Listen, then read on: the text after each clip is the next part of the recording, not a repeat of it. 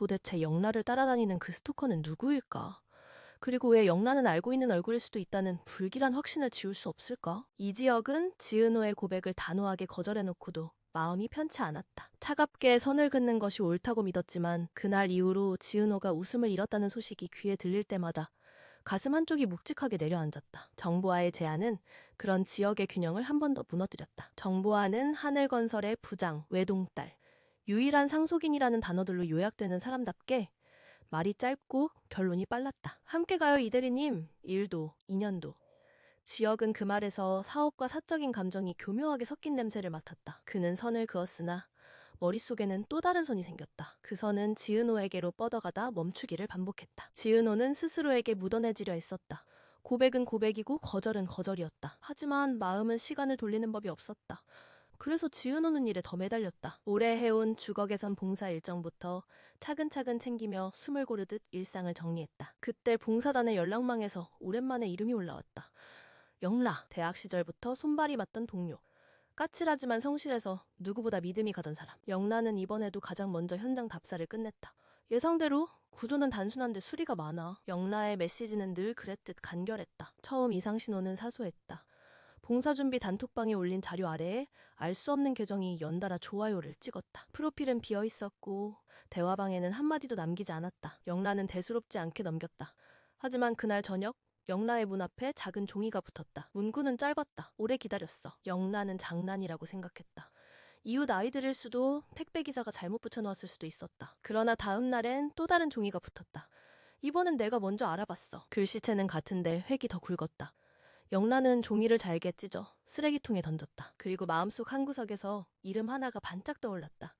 설마 그 사람? 영라는 고개를 세차게 저었다. 한편 박성재는 흔히 보던 이성적인 태도를 유지하려 애썼다. 하지만 지은호가 씩씩함을 잃어가는 모습을 보자 평정이 흔들렸다. 감정을 드러내지 않는 습관은 어릴 때부터 몸에 밴 습이었고 회사에서는 그것이 무기가 되었다.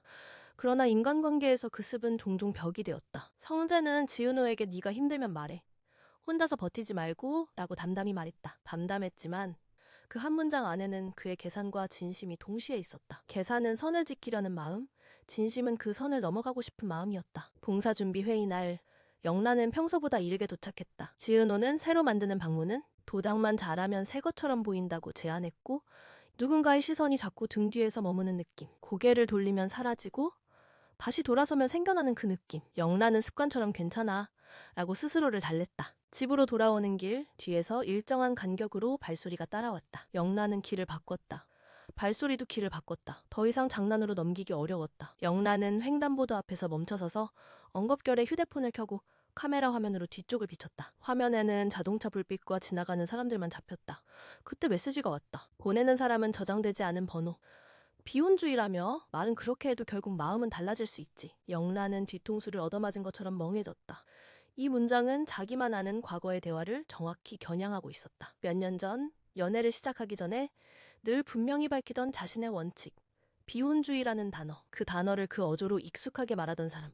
영란은 심장이 빨라지는 것을 느끼며 다짐처럼 중얼거렸다. 아니야, 그럴 리 없어. 다음 날 지은호는 영라의 눈밑 그늘을 보자 바로 알아챘다. 무슨 일 있어? 영라는 별일 아니야 라고 선을 그었다. 예상대로 영라는 잠시 망설이다가 메시지를 보여주었다. 이건 영라를 잘 아는 사람이야. 우리가 아는 사람일 수도 있어 라는 말이 입 밖으로 흘러나오자 영라는 고개를 끄덕였다. 바로 그 가능성이 두려웠다. 낯선 미지의 아기보다 아는 얼굴이 낀 그림자가 더 끈질기고 독하다는 것을 영란은 알고 있었다. 이수빈은 두 사람의 대화를 듣고 곧장 행동으로 옮겼다.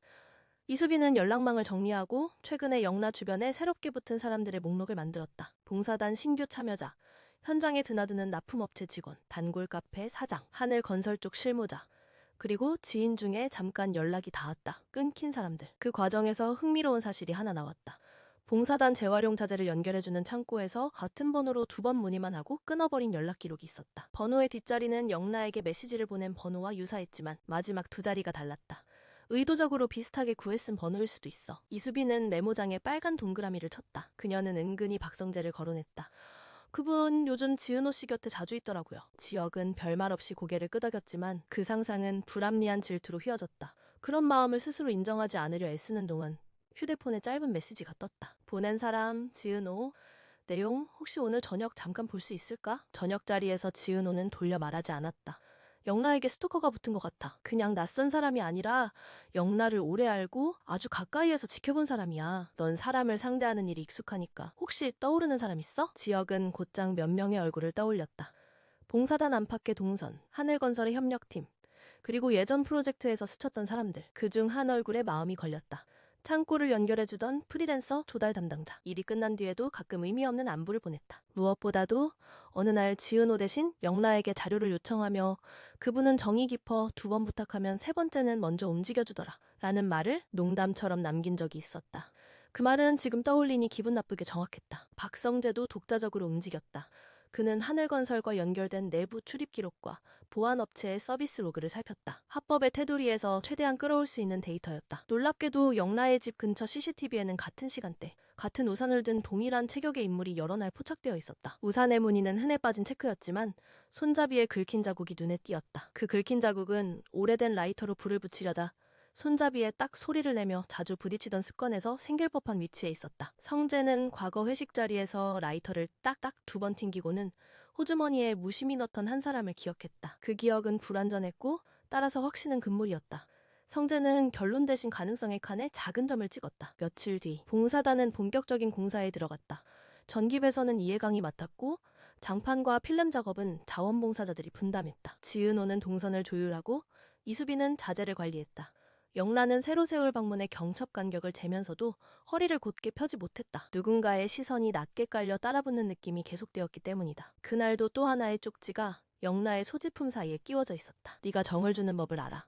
난 그걸 5년 동안 지켜봤어. 그 숫자는 우연이 아니었다. 그녀는 오랫동안 만났던 그리고 아주 조용히 이별했던 그 사람을 떠올렸다. 어떻게 한 사람을 5년 동안 만나? 라고 웃던 친구의 목소리. 사랑하니까 라고 태연하게 대답하던 지은호는 영라의 손을 잡았다. 우리가 같이 확인하자. 이수빈도 고개를 끄덕였다. 오늘은 내가 끝까지 데려다 줄게. 셋은 함께 퇴근길을 걸었다.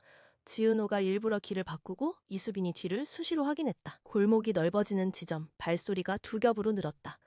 셋은 동시에 발을 멈췄다. 침묵 속에서 휴대폰 진동이 울렸다.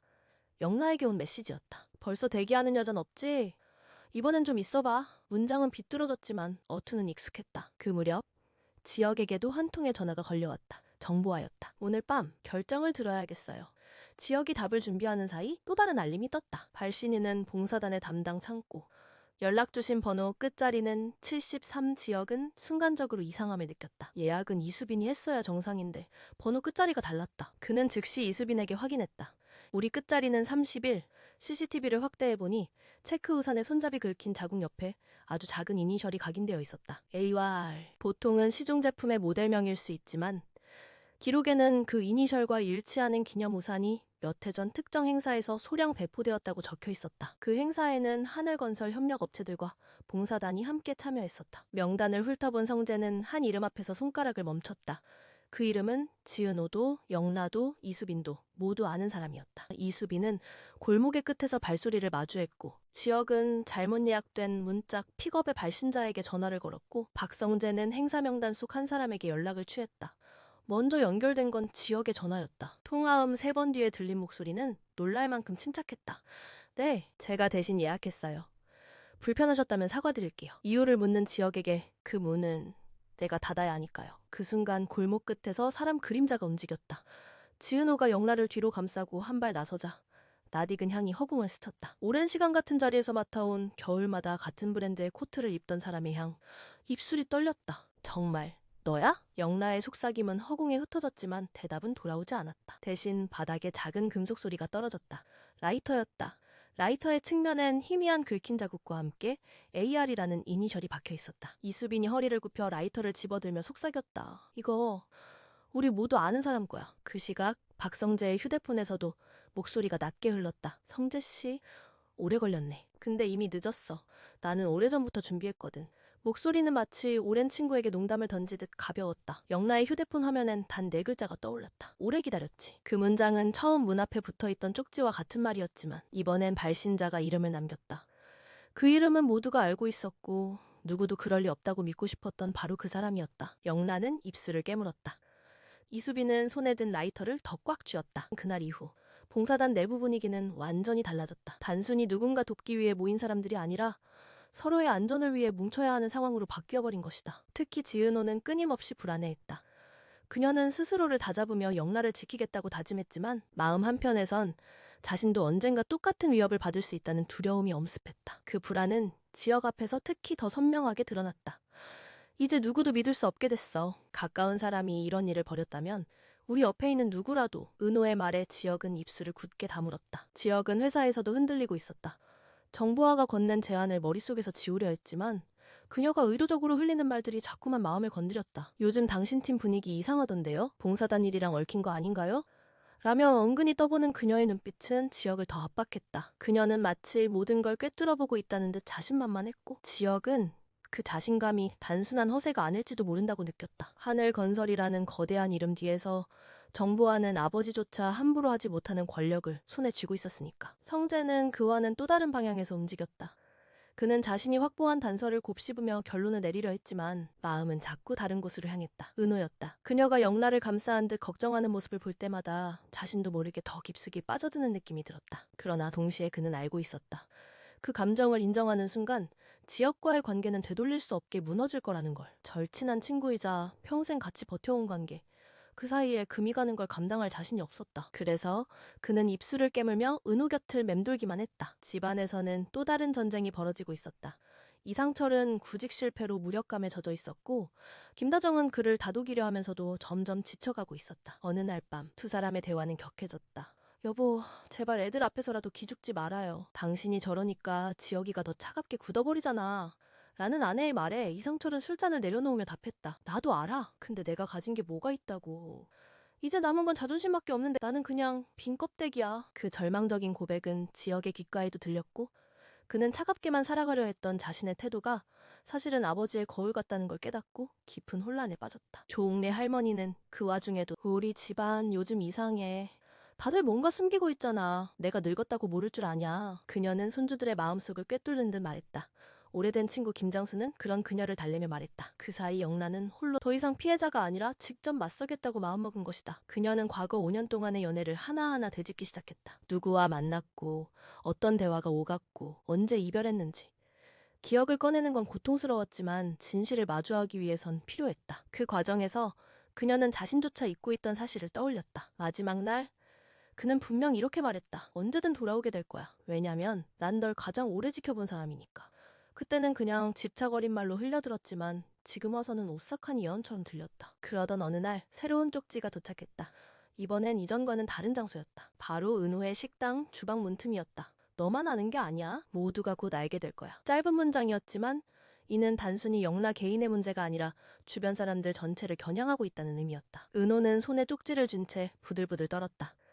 그녀는 엄마 정순이를 바라보며 겨우 웃어 보였지만 눈빛은 이미 공포에 휩싸여 있었다. 정순이는 그런 딸을 보고도 차마 묻지 못했다.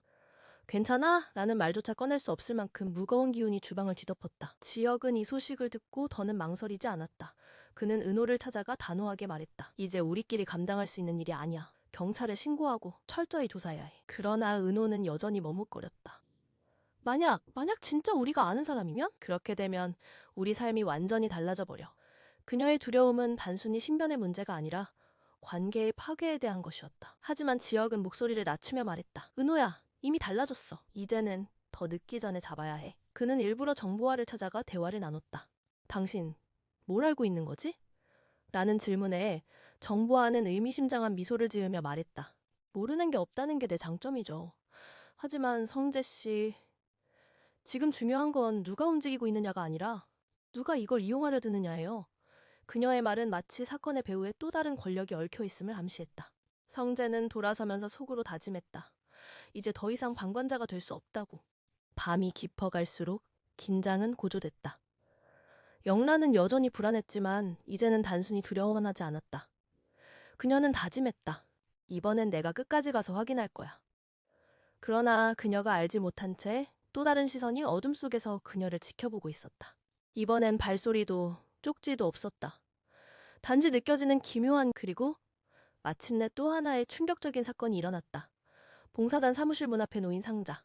그 안에는 찢겨진 사진 여러 장이 들어있었다. 사진 속에는 영라뿐 아니라 은호, 수빈, 심지어 지혁과 성재까지 있었다. 모두 함께 웃고 있는 과거의 장면들이었지만 사진마다 붉은 펜으로 선이 그어져 있었다. 누군가는 오래전부터 이들을 지켜보고 있었고, 이제는 노골적으로 위협하고 있었다. 모두가 충격에 휩싸였다. 이제 더는 개인의 문제가 아니었다. 사건은 이미 집단 전체를 흔들고 있었고, 그 배후에는 단순한 집착 이상의 무언가가 도사리고 있었다. 그리고 그 무언가는 곧 드러날 것이었다. 그러나 진실이 드러나는 순간 가장 크게 무너질 사람은 과연 누구일까?